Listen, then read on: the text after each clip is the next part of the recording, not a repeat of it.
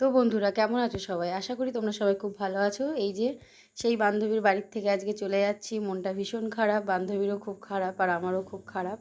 তো এখন সিঁড়ি দিয়ে অনেকটা নিচে নামতে হবে। একদম ৪ তলাতে ওদের রুমটা, ওদের ঘর। তো যাই হোক, এখান থেকে নামতে নামতে হাঁপিয়ে গেছি।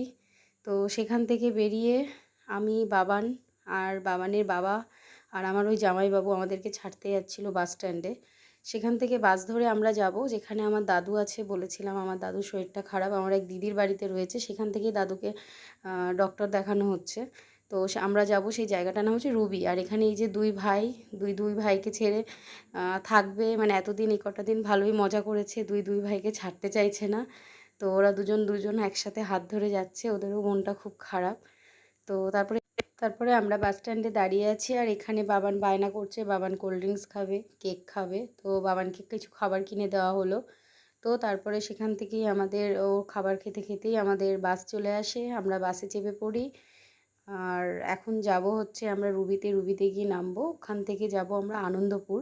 তো এখন একদম জানলার ধারে বসেছিলাম। বাবানের তো ঘুম পেয়ে যাচ্ছিলো, যেহেতু ঠান্ডা ঠান্ডা হাওয়া লাগছিল, আর ওকে আমি ঘুমাতে দিচ্ছিলাম না, কারণ এত লাইটিং দেখে ওর খুব ভালো লাগবে, তাই ওকে দেখাচ্ছিলাম।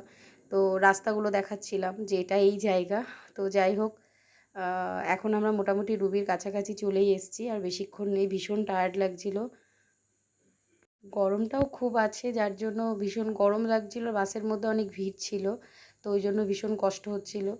তো যাই হোক, মোটামুটি আমরা অবশেষে বাস থেকে নেমে এই যে এখানে আমরা দাঁড়িয়ে আছি। আমার জামাইবাবু আমাদেরকে নিতে আসবে, আর একটা জামাইবাবু যে দিদির বাড়িতে যাব। এখানে বাবান রথের গাড়িগুলো দেখে মা বলছে আমি রথের গাড়িগুলো নেব। আমি বললাম চলো বাড়িতে যাই, আমাদের তো অনেক দূরে বাড়ি, এখান থেকে নিয়ে যাওয়া সম্ভব না।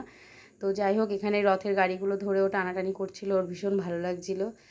আর এখানে ওই এই যে দোকানদার কাকুর সাথে কথা বলছিল, দোকানদার কাকু বলছিল যাও নিয়ে যাও। তো এই যে বাবানের এক দাদা আর এই যে ৩ ভাই, মানে ওখানে আমার আরও 2 দিদি ছিল, আর এক দিদি এসেছিল, আমার মামার মেয়ে। তো এই যে আমার মামার মেয়ে, আমার দিদি।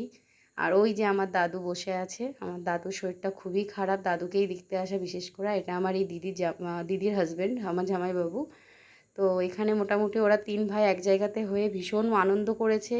আর এই যে গাড়ি পেয়ে গেছে বাবান, এটা পেলে তো আর কিছুই লাগবে না, গাড়ি চালানোতেই ব্যস্ত। তো ৩ ভাই মিলে আমরা সবাই, ২ দিদি ছিল, আমি ছিলাম, সবাই মিলে খুব মজাই করলাম। দাদু ছিল, দাদুকে নিয়ে সময় কাটানো খুব ভালো লাগলো। তো 2টো দিন দাদুর সঙ্গে থেকে খুব ভালোই লাগলো। আর এই যে দাদু দিদা বেরিয়ে পড়েছে, বাড়ি যাবে, আর আমরা তার কিছুক্ষণ পরেই বাড়ির পথে রওনা দিয়েছিলাম। তো সেই ব্লগটা নিয়ে তোমাদের সাথে খুব তাড়াতাড়ি আসছি। আর এই যে আমার দাদুর জন্য তোমরা সবাই প্রে করো, আমার দাদু যেন তাড়াতাড়ি সুস্থ হয়ে যায়, ভালো হয়ে যায়, উনি খুবই ভালো মানুষ। তো আজকের ব্লগটা এতটুকুই, তোমরা ভালো থেকো, সুস্থ থেকো। আবার আসছি অন্য কোনো ব্লগ নিয়ে। টাটা।